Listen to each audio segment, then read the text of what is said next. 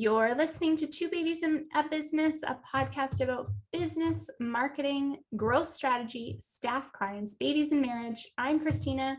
This is Peter. We're founders and leaders of CIPR Communications, and we are talking websites.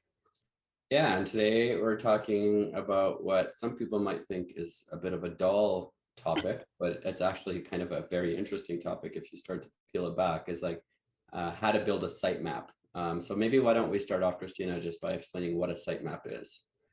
Yes, I actually, I always like to Google the definition, as people know. And so this maybe will make it even more boring, but a sitemap is a file where you provide information about the pages, videos, and other files on your site and the relationship between them. Search engines like Google read this file to crawl your site more efficiently. So I don't think anyone ever thinks about it like that, but it's your filing cabinet for your website. Right. I think is a really interesting way. So, if you're watching the video, you see I have a filing cabinet behind me. So maybe this filing cabinet is CIPR Communications, and each one of these drawers is a different section on our website. It's our about website. It's our services, it's our this, it's our that. And within this drawer, that's the services drawer, there's a file on each service, right? So really your sitemap is your filing cabinet of your website.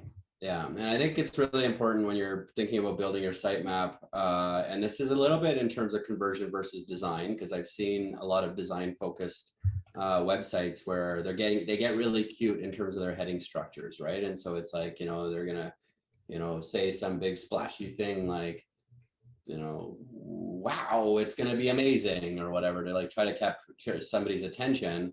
And we build sitemaps based on a heading structure focused almost exclusively on two things: giving Google direction as to exactly what's on your website and where, and giving your users direction on exactly what's on your website and where, and being very clear about it so that they can follow the map to get to where they want to go, i.e. satisfy the user intent, right? And so, number one, I would say when you're thinking about your sitemap is as fun as it is to be cute, really you got to ask yourself questions about whether that's actually serving a purpose. And I see this all the time. I do a lot of analysis of websites in the sales process where, you look at their heading structure and it's all these weird things. And it's okay, you literally have zero chance of ever succeeding in SEO, ever, because your sitemap doesn't make any sense, right? Yeah. And the other thing I see too is, from a design perspective, they maybe have a couple headings across the top, but then they've squirreled everything else away in a sandwich menu to the far right that you might not even see, right? That. And so these this notion of oh, we want to keep it really clean and simple on top. Well, I would say that's about the size of your filing cabinet, not necessarily keeping things clean and simple and how you're organizing. But you're lost, right? I came to this page to look for your upcoming event, and I don't see anything in your navigation about events, but there is, it's just over here hidden because it didn't look as cute or whatever within the design. And now you've lost me because I can't find it. And actually that's a core business driver for what you're doing. And so now you've lost someone. Yeah. And there's a lot of I've listened to some podcasts and read some blogs about sort of whether sort of heading structure matters as much to SEO as some people think, but and I think the answer is a little bit unclear. And so since it's unclear, we just go ahead and assume it does. And so, we're very deliberate about your H1 heading, which is the biggest size heading and the most sort of dominant heading on your website, is, the thing that you're telling search engines and your users is the most important thing on your website. And then as you go down to H2, H3, and other sort of, what do you call it? Heading categories. Even before that H1, it's your the title of your page. Right.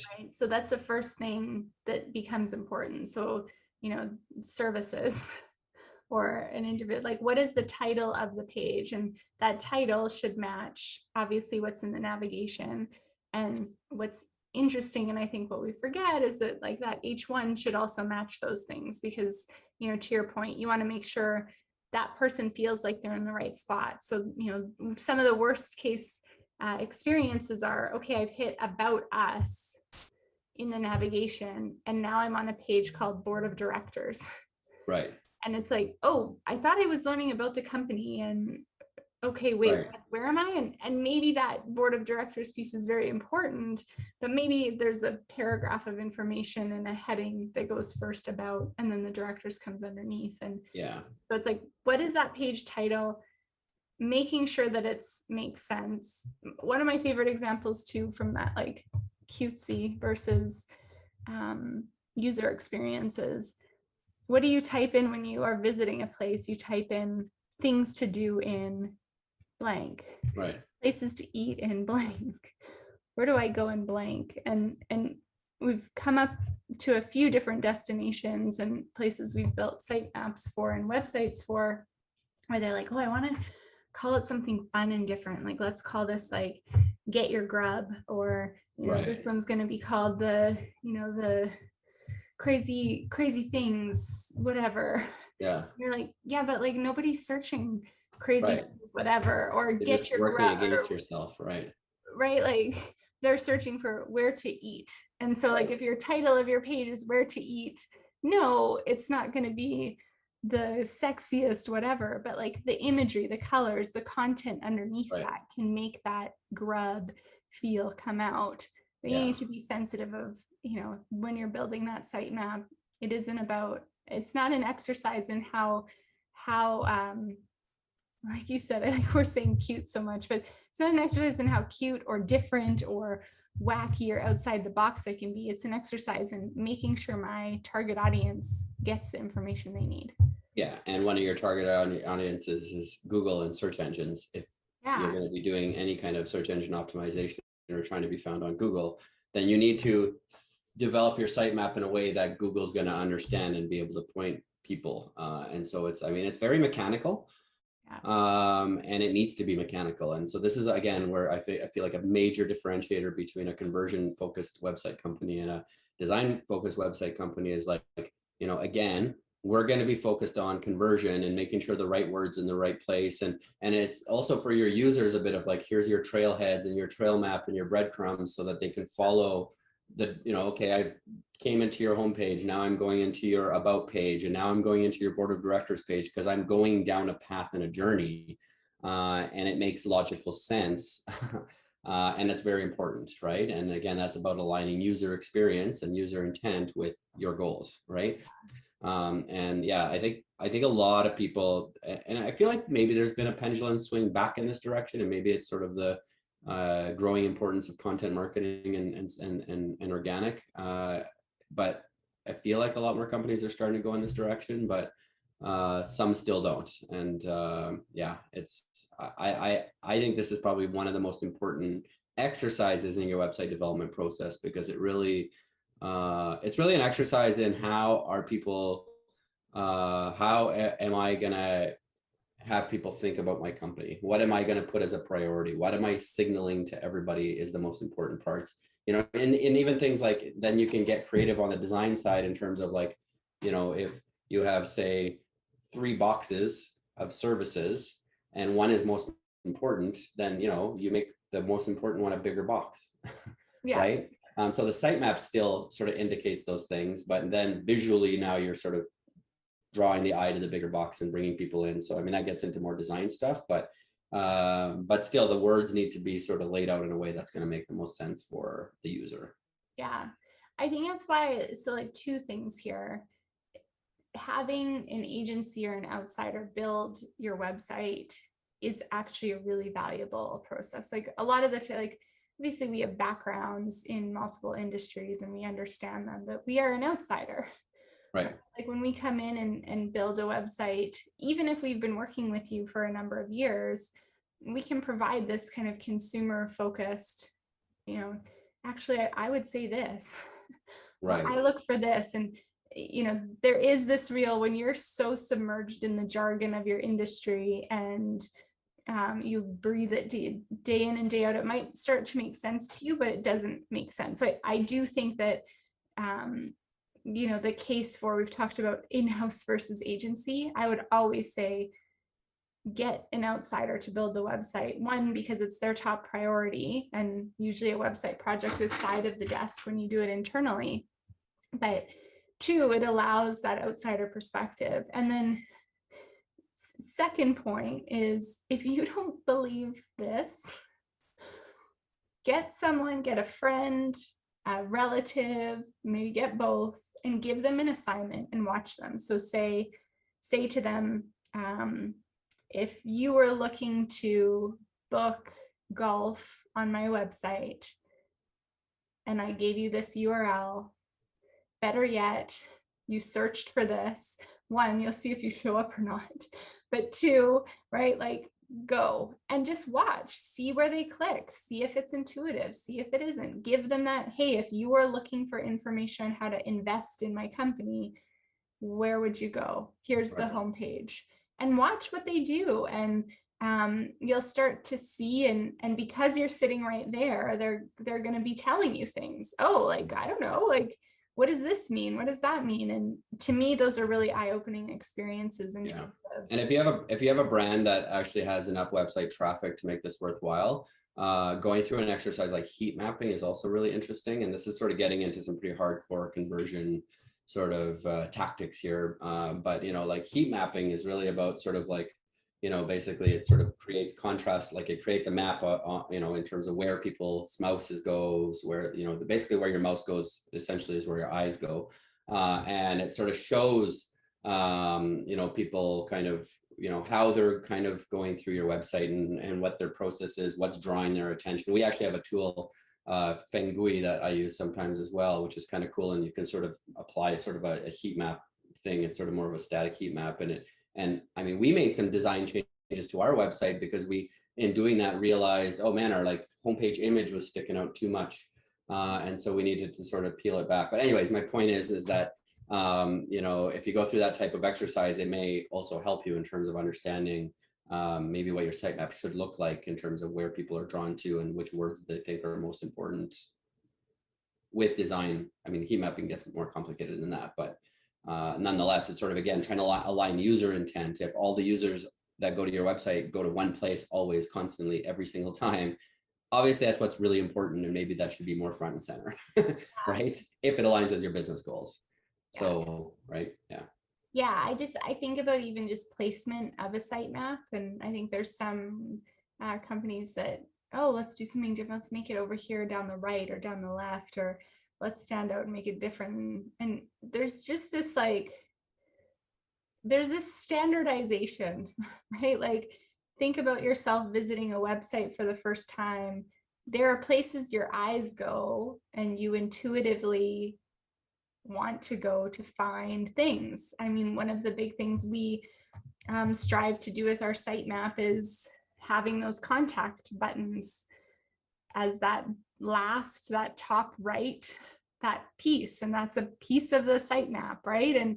And why? Because it's like, when a person is looking for contact information, that's where they expect to find it. Standard, we look there for a contact button and contact, and right. And when someone is being cute and trying to put it somewhere else because they want to be different, great, you've checked the box on being different, but it's what have you actually accomplished, right? Yeah, it's a standard now. And as much as it's nice to break away from the pack and do things differently, people experience things in a certain way. I liken it to every time Facebook changes the look and feel of the platform and everyone freaks out, because it's not because, oh, change is bad, it's because they're used to performing and using a tool a certain way. And I do think that we've come to a point in terms of websites and web development and searching online where we expect to approach things in a really simple and standardized format, as opposed to,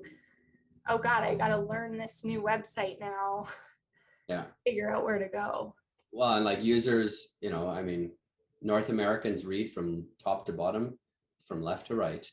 So like why would you not sort of think about your sitemap and your design and all those things in those terms, right? It's like, make it easy for people, don't make it hard for people, right? And your sitemap very much too, in terms of like, what's the logic of, think about, get into your user's head and the logic of your user and the natural flow of how information should go, to make their journey easy and pleasant so that they can find the information they want and find the amount of information they want when they want it, right? Again, so back to user intent, if you're thinking about developing a sitemap, maybe if you're just learning about digital marketing services, you have some high level information about the various different digital marketing services you can do. If you're talking about, the details of SEO and what's involved, that's obviously a page down from, okay, SEO is one of the services in digital marketing services. Now you have an entire page on SEO, which is down lower in the sitemap, and it makes sense for it to go there, right? So think about exactly that user intent and that journey for the user and what they're actually trying to accomplish.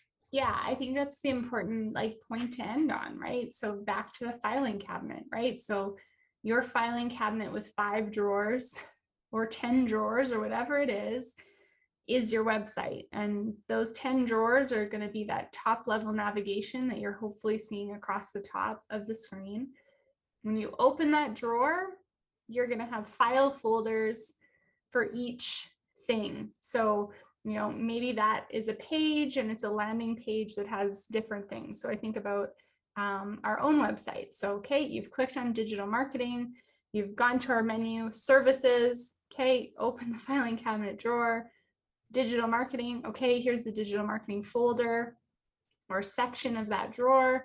And so on that page, we have descriptions of services. And then one more file deep, you're clicking on PPC or SEO, and now you're opening the file and you're seeing all the information to do with that. And that's really the sitemap structure. And I would say if you have a drawer or if you have a file that doesn't fit in any of those drawers, then you need to have a real careful conversation about, why is this on my website if this doesn't fit here? Totally. Yeah. That's an important question to ask too. Not everything about your company needs to be on your website, right? It's about sort of giving the user enough information and the right information. And then obviously driving it to your call to action, which is probably you want them to call, or, it depends on your website. Obviously, if it's an e-commerce website, you want them to make a purchase, but anything other than e-commerce website, it's probably you want them to call your sales rep or you want them to come into a store, exactly. Right? And so ultimately you're driving to that. And so, you need to think about your sitemap from that perspective. Totally. So that's that. I would say a sitemap is not as simple as you think it is. It's not a drawing on the back of a napkin, but there's lots to think about. So don't underestimate the power of working with an expert at this stage. And if you've come to a developer or to an agency with a sitemap already baked in, they should be asking you questions about that, and you should be going through it again, and not because they think you're wrong, but because they got to make sure that filing cabinet's in order. And they need to understand your business goals, and to make sure that site aligns with those business goals. Well, there you go. Hopefully everyone just has a lovely little sitemap filing cabinet now. Thank you. Bye.